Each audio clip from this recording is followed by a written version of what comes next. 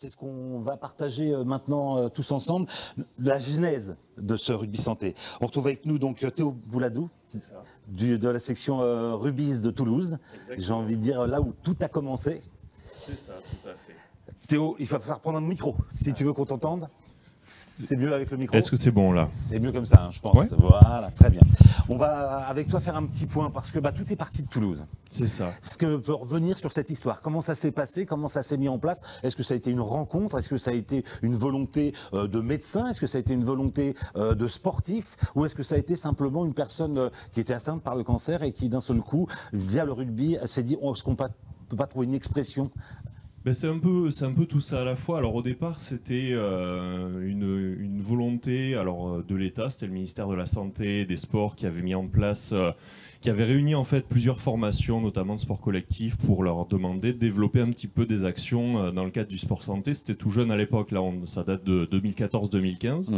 Et donc il y a eu cette première rencontre, non loin d'ici, vu que ça s'est fait à Marcoussis en 2015 avec des professionnels de santé d'un côté et des professionnels du milieu du rugby de l'autre. Donc il y a eu des échanges qui se sont faits. C'est là qu'ont été, entre guillemets, officialisées un petit peu les premières règles du rugby santé avec ses premières adaptations, les premières règles qui ont été changées, un petit peu modifiées pour que ce soit praticable par le plus grand nombre. Et après, sur Toulouse, ça a été aussi des individualités qui se sont rencontrées un petit peu au bon moment et au bon endroit. Donc d'un côté, les personnels du milieu médical et notamment le docteur Stéphanie Moton qui est aujourd'hui la présidente de l'association des rugbyes, et puis les personnes de ce qui était à l'époque encore le comité Midi-Pyrénées en ce temps-là, donc notamment mes collègues Guillaume Bonnemaison et Sylvie Brault qui ont porté le projet à bras-le-corps. Au début, ça n'a pas été facile parce que forcément, on était un peu les pionniers, donc on n'était pas nombreux. On était toujours, on était un peu seuls sur les premiers événements. Mais à notre grand bonheur, on a persisté et on a fait entre guillemets des petits un peu partout. Donc là, il y en a aujourd'hui qui sont présents, Argelès, Parisis et bien d'autres. On a à peu près 16 ou 17 sections aujourd'hui en France, un peu partout. Donc, et tout ça en un espace-temps de combien? Là, du coup, c'était 2015. Il a fallu à peu près 2 ans, on va dire, de projet un peu expérimental pour créer les rugbyes. Donc, au début, c'était plus une action de développement, comme on pourrait développer le rugby à 7 ou d'autres pratiques. Et en 2017, du coup, novembre 2017, si je dis pas de bêtises, se sont créés les rugbyes. Donc, la première association qui était sur Toulouse. Et dans la foulée, il y a eu Dijon, il y a eu Paris, il y a eu Marseille, il y a eu Argelès et plein d'autres qui ont suivi. Comment on communique auprès des patientes? Parce que c'était beaucoup de femmes au départ.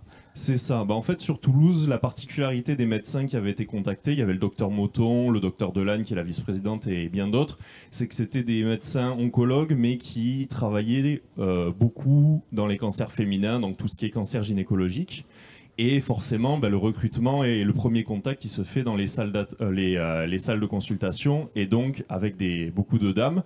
Et c'est quelque chose qu'on retrouve encore aujourd'hui. On a un public qui est majoritairement féminin, mais attention, c'est vraiment, on n'est pas fermé aux messieurs, loin de là. On essaye d'en faire venir le plus possible, mais c'est vrai qu'aujourd'hui, on a encore beaucoup de dames. Oui, et de spécifier, effectivement, comme on est sur un format rugby à 5, la mixité fait partie du rugby à 5 au départ, qui n'est pas le rugby santé à part entière, mais le rugby à 5 lui-même est déjà mixte. Donc c'est naturellement, évidemment, qu'en rugby santé, en format rugby à 5, on intègre aussi les garçons. Exactement. En fait, on retrouve même, je dirais plus loin, cette mixité de profils qu'on a même au 15. Alors au 15, on n'est pas mix homme-femme, mais on a des rapides, des moins rapides, des forts et des moins forts. On a tout le monde sur le terrain et on a besoin de tout le monde. Et on a un peu transposé ça, du coup, effectivement, au rugby à 5, où on a des hommes, des femmes, on a de tous les âges. Moi, souvent, ça m'arrive d'avoir les enfants, les petits-enfants qui viennent nous rejoindre aux entraînements et on est très content de les avoir. Et c'est vrai que du coup, ça nous fait des gens de tous horizons et de tout profil, et c'est ça qu'on cultive. Okay. Sur un plan personnel, comment toi, tu as rejoint cette expérience rugby?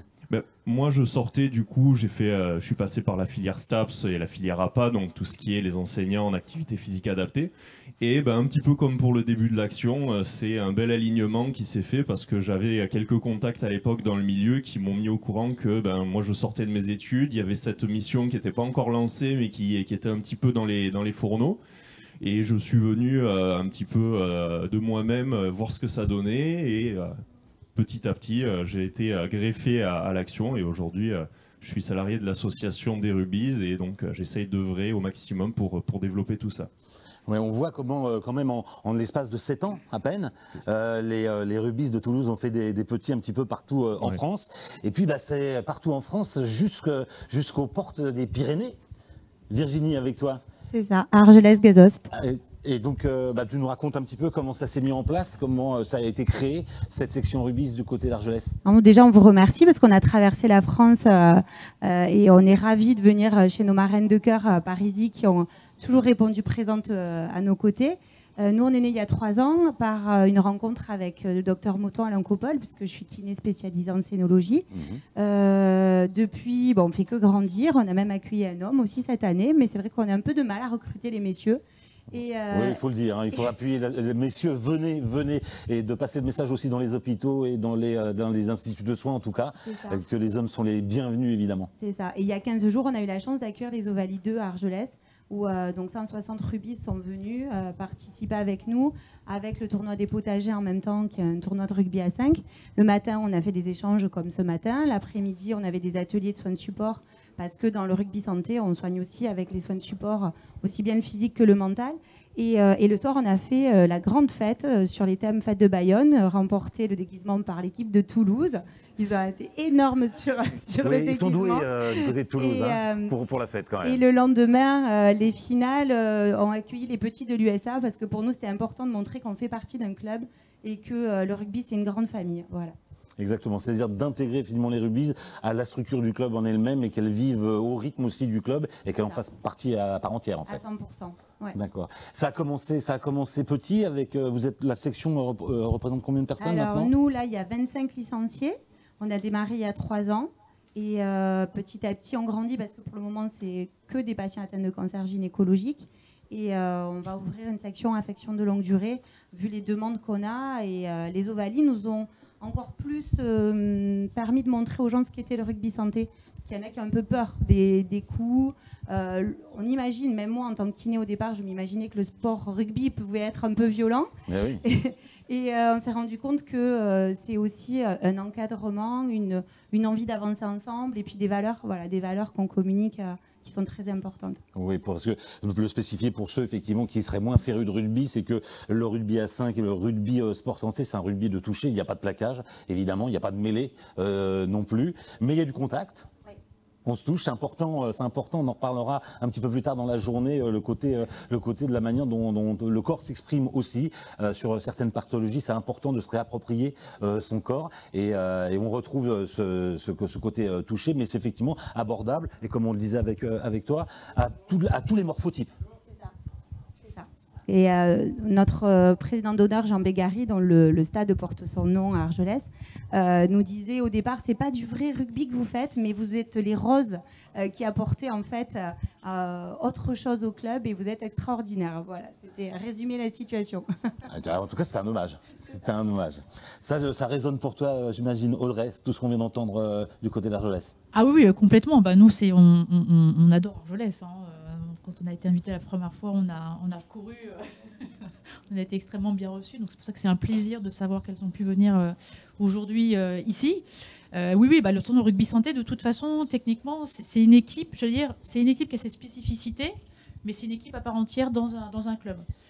Comme il y a des féminines, comme il y a des cadets, comme il y a des bébés rugby maintenant. Voilà, elles ont leurs spécificités. Comme il y a des équipes de rugby adaptées, il y a des éducateurs qui sont formés à cette discipline, à ce type de rugby, mais elles sont partie intégrante du club.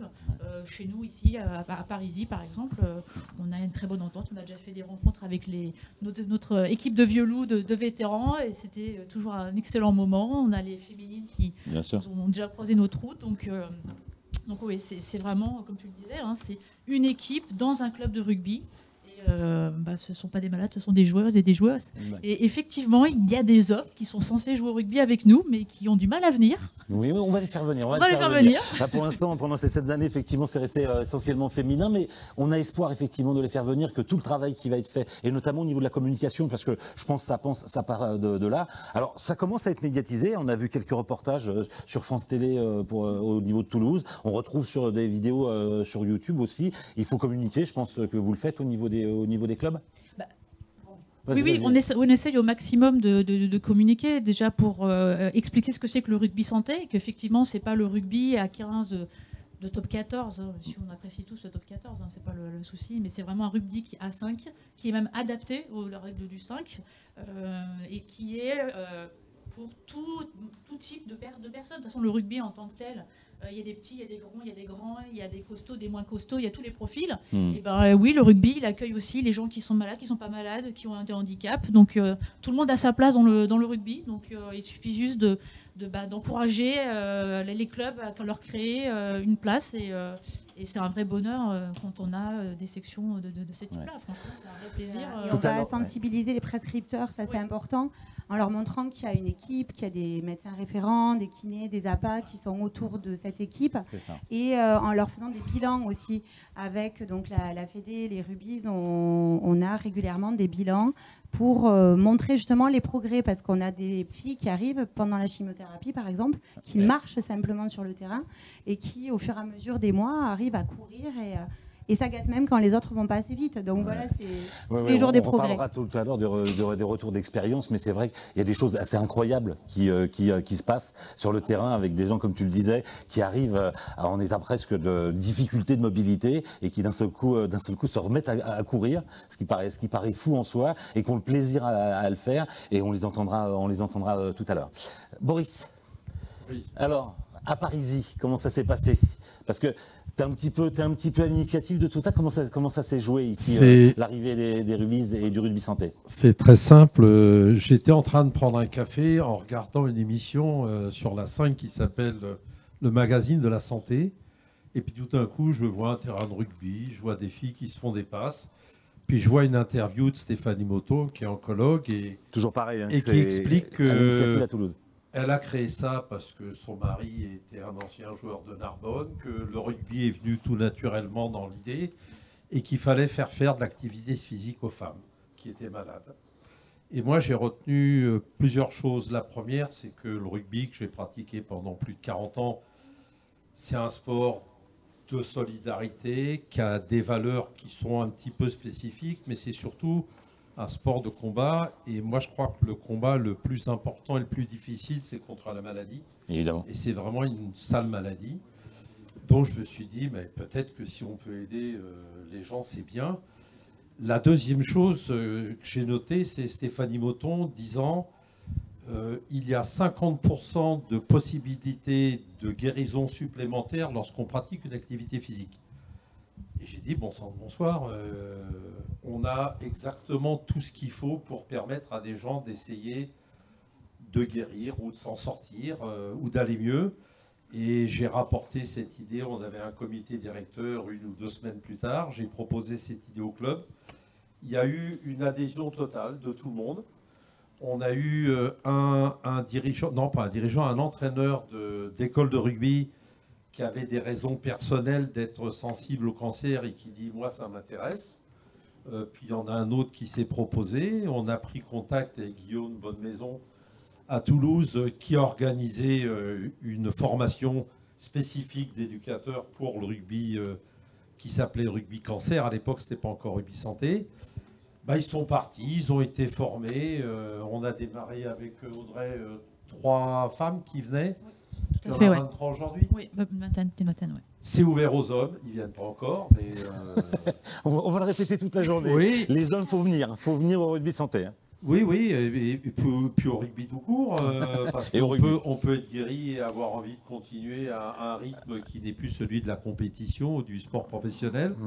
Mais en tout état de cause, je pense que quand on a joué au rugby, quand on est dirigeant d'un club de rugby et qu'on a le sentiment qu'on peut aider des gens à aller mieux, je pense que c'est absolument la meilleure récompense qu'on puisse obtenir de voir des femmes ou des hommes bientôt jouer sur un terrain et puis aller mieux. Donc voilà comment ça a commencé. Il y a une bonne équipe maintenant, il y a un médecin, Audrey, qui fait un boulot exceptionnel, je pense, entre la Ligue, sa licence de joueuse, parce que les joueuses qui lui permettent peut-être d'appréhender le rugby santé d'une manière un petit peu plus, je dirais, pragmatique, parce qu'elle sait de quoi elle parle. et puis des entraîneurs qui sont bons, des dirigeants. Non, on est ravis de pouvoir aider ces femmes. Ouais. Alors, il y a une chose que j'ai notée dans ce que tu viens de nous dire, c'est les encadrants. Et la manière dont on peut former les encadrants. Est-ce qu'on peut en dire deux mots, je ne sais pas, ou avec Audrey ou avec toi, Théo? Je vais commencer et Ouais. je te laisse. Comment ça se passe? Parce que effectivement, on se pose le problème après de comment on les accompagne, comment on les encadre et comment les encadrants sont au niveau de ce qu'on a besoin pour ces femmes qui nous rejoignent et les hommes aussi. Alors, il y a plusieurs façons de le faire. Alors, il n'y en a pas non plus des milliers, mais donc il y a forcément la possibilité de se reposer du coup sur des enseignants en APA, donc des personnes issues de la filière STAPS qui ont été formées avec les spécificités alors de diverses pathologies, mais de celle-là en particulier.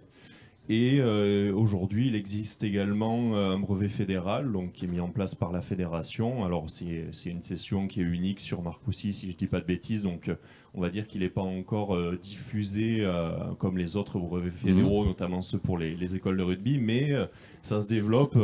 On parlait justement de la formation à laquelle été rendus les premiers entraîneurs de la section de Parisis, et c'est vrai que j'y étais moi du côté de Toulouse et c'était tout nouveau, on savait pas trop où on allait, on a testé et aujourd'hui c'est rentré dans le cadre des brevets fédéraux, donc de quelque chose qui est défini et acté par la fédération, et j'espère que maintenant ça va pouvoir se diffuser pour gagner en accessibilité. Donc selon comment on se place, avec les moyens également forcément du club, parce que c'est aussi une mise en place de moyens qui n'est pas forcément accessible pour tout le monde. On a plusieurs solutions. Et forcément, nous, on essaye de continuer à développer tout ça pour que ce ne soit pas un frein à la mise en place. Évidemment, puis il y a le nerf de la guerre, effectivement, les moyens. Comment ça s'est mis en place, Virginie? Alors nous, on a eu la chance d'avoir une association qui s'appelle Octobre Rose et qui nous a d'entrée donné 5 000 €. Ensuite, on est passé section pilote sport santé. La FFR nous a aussi accompagnés et des petits acteurs locaux qui sont sensibles à la cause et qui nous donnent chaque année. Là, pour les Ovalis, c'est vrai qu'il a fallu aller chercher beaucoup plus d'argent. On y a réussi. Donc ça montre que la cause est belle, mais c'est le nerf de la guerre, effectivement, l'argent pour arriver à financer les tenues, les déplacements. Les déplacements, évidemment. C'est ça, et pour que l'argent ne soit pas un frein à tous les licenciés. On a la chance que la CPM aussi nous paye les licences aux adhérents. Qu'ils ne soient pas gênés en disant je n'ai pas les moyens de venir dans votre section. Voilà. Est-ce que c'est la possibilité aussi pour les clubs, on l'a dit, comment le rugby santé est intégré maintenant dans les clubs, pour les clubs d'aller chercher peut-être des sponsors, entre guillemets, qui ne seraient peut-être pas venus spécialement sur le rugby, mais qui viennent plutôt sur le côté thérapeutique du rugby santé? Oui, de toute façon, il y a forcément des gens qui, par l'action rugby santé, sont plus sensibilisés de par leur vécu personnel, familial ou amical, et qui se disent tiens, il y a ce type d'action à côté. Alors, il se trouve que c'est le rugby, parce que c'est le club de rugby, ça peut être n'importe quel sport, mais oui, effectivement, qui sont plus sensibilisés par leur historique et qui viennent plus spontanément que si ils venaient sur une équipe plus classique de rugby. Oui, tout à fait, oui. Ok. Et pour la mise en place, Boris, ça a été les mêmes enjeux à Parisis? Les premières dépenses qu'on a eues, c'était d'envoyer les entraîneurs se former à Toulouse, donc le club a pris en charge. Et puis on a fait la première année ou les 2 premières années des licences gratuites. On fait des licences à extrêmement bas coût, puisqu'elles nous coûtent plus cher que ce qu'on les fait payer, puisqu'on fait payer une licence au rugby santé à 50 € par saison. Et puis, il y a des sponsors du club qui ont décidé de privilégier spécifiquement le rugby santé parce que associer le nom de leur entreprise à une cause telle que le rugby cancer, ça s'appelait encore comme ça à l'époque, ça valorisait leur image de marque. Et puis, on a une équipe de dirigeants, d'encadrants des rugbyistes du Parisis qui est assez dynamique, créative et qui va chercher elle-même des partenaires qui donnent un peu d'argent. Mais oui, on est d'accord que c'est le nerf de la guerre, l'argent. Mais les rugbyistes sont une équipe parmi toutes les équipes. Je crois qu'on a, il me semble, si j'ai bien compté, 21 sections au club entre le baby rugby, les féminines, les vétérans et le rugby santé. Et on essaye de faire au mieux il y a parfois des tensions parce qu'il y a beaucoup d'équipes Ah, et il y a beaucoup de déplacements, mais Faut satisfaire en règle tout le monde. générale, C'est la vie des clubs, ouais, ça c'est ouais, vraiment la vie des clubs. Hein. ouais. Mais très bien, très bien. Pour terminer sur cette thématique avec toi, on a commencé avec toi Théo, on va finir avec toi. Qu'est-ce qu'on souhaite pour les rugby's, entre guillemets? Parce que rugby santé, rugby, c'est la même chose? Non, c'est pas. Enfin, c'est lié, c'est fortement lié parce que c'est vrai qu'historiquement, on était parmi les premiers, mais aujourd'hui, il y a plein d'endroits où des belles actions sont mises en place sans forcément l'action des rugby's. Alors nous, on souhaite une chose, évidemment, c'est de pouvoir rallier un petit peu le plus grand nombre de clubs et d'associations à notre cause, parce que Virginie en parlait, on a des événements où on se réunit, comme aujourd'hui, comme pour les Ovalies, et nous, plus on voit de monde, plus on est content, et nous souhaiter de continuer comme ça à démarrer parce que c'est monté fort. Alors forcément la pandémie a un peu ralenti la cadence, mais honnêtement ça repart très bien. Et nous, notre objectif premier en tout cas, quand on s'est dit qu'on allait essayer de disperser un petit peu notre action, c'était d'essayer de couvrir un peu le territoire. Pour que, on parlait d'accessibilité, pour que les personnes qui voient ça, par exemple à la télé, comme ça a été cité comme exemple, puissent se dire j'aimerais bien essayer, mais si je dois faire 4 heures de voiture pour aller à la section la plus proche, évidemment, c'est un problème. Alors aujourd'hui, avec 17 sections, forcément, on n'a pas une couverture parfaite, loin de là, mais à la vitesse à laquelle ça va, je me dis peut-être que dans 4, 5, 6 ans, on arrivera à être un petit peu partout pour permettre à tout le monde de venir jouer avec nous. Évidemment. Peut-être pose la question, et peut-être que les gens qui nous écoutent se demandent, il y a un championnat où il y a un calendrier des matchs des rugby's et du rugby santé? Alors non, il n'y a pas de compétition. Nous, on tient avant tout à rester dans un aspect, je dirais pas bienveillant, mais forcément ludique. Voilà, ludique. Après ça, forcément, quand on se retrouve, là aujourd'hui, on va jouer les uns contre les autres. Ouais. Nous, on l'a déjà dit, c'est des personnes qui sont plus des patients, des personnes affaiblies, c'est des personnes qui ont retrouvé de la motivation, du mordant, qui ont envie de gagner, qui ont envie de se challenger. Donc nous, on est là aussi pour les accompagner dans ces défis-là. Donc c'est quelque chose qu'on retrouve. Après, on n'a pas de calendrier annuel comme on le retrouve dans le rugby un peu plus traditionnel avec des matchs tous les week-ends. Donc c'est pour ça que nous, à côté, on essaye dès qu'on peut de se rassembler parce que ça nous fait plaisir de nous retrouver et que sinon, faire les saisons tout seul dans son coin, c'est quand même un peu dommage. Voilà. Évidemment, parce que c'est une émulation qu'on retrouve. Et puis le plaisir, comme aujourd'hui ici, Audrey, de retrouver tout ce monde-là. Exactement.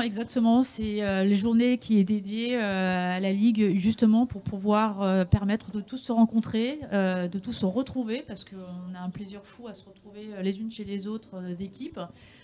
De pouvoir, comme tu l'as dit Théo, que quand il y a une joueuse qui est un peu loin d'une équipe, de pouvoir dire tiens, t'as une équipe qui est plus près de chez toi. C'est ce qu'on a fait avec le club de Montesson, une joueuse qui jouait chez nous. C'était trop loin, elle est allée jouer à Montesson et elle est ravie d'y être. Bien sûr. Et puis ça permet aussi, le but aussi, c'est de faire découvrir cette discipline, d'encourager les joueuses et les joueurs à venir jouer. Bien. Et puis aux médecins de pouvoir nous aider et puis faire découvrir cette discipline. Donc d'ailleurs, il y a des ateliers ludiques ce matin, il y a un tournoi donc sans classement parce que il y a des niveaux de physique différents, donc on ne peut pas non plus demander le même niveau physique, la même performance à tous, mais il y a quand même une sacrée concurrence. Je veux dire, les filles, elles ont envie de gagner. Donc, c'est ce qui s'appelle se prendre au jeu. Ça se prendre très bien au jeu.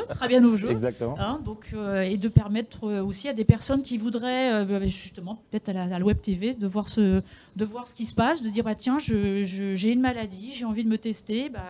Venez, vous pouvez vous tester, on a ce qu'il faut, on a l'encadrement qu'il faut pour que vous puissiez tester le rugby en toute sécurité, parce qu'il faut le dire, le rugby santé, maintenant c'est très cadré, donc il faut même rassurer les médecins qui prescrivent l'activité physique sur prescription, c'est sur ordonnance, c'est encadré, il y a des éducateurs qui sont formés, qui sont sensibilisés aux maladies, il y a un médecin référent, donc ça se fait en toute sécurité, dans le contexte d'un sport. Exactement, et que ce n'est pas qu'une pathologie. Et ce n'est pas qu'une pathologie, c'est ouvert à toutes les pathologies d'affection longue durée. Là, c'est vrai que historiquement, ça s'est ouvert sur les sections au départ au niveau du cancer. Oui, et c'est ouvert à toute pathologie qui sont sur prescription médicale.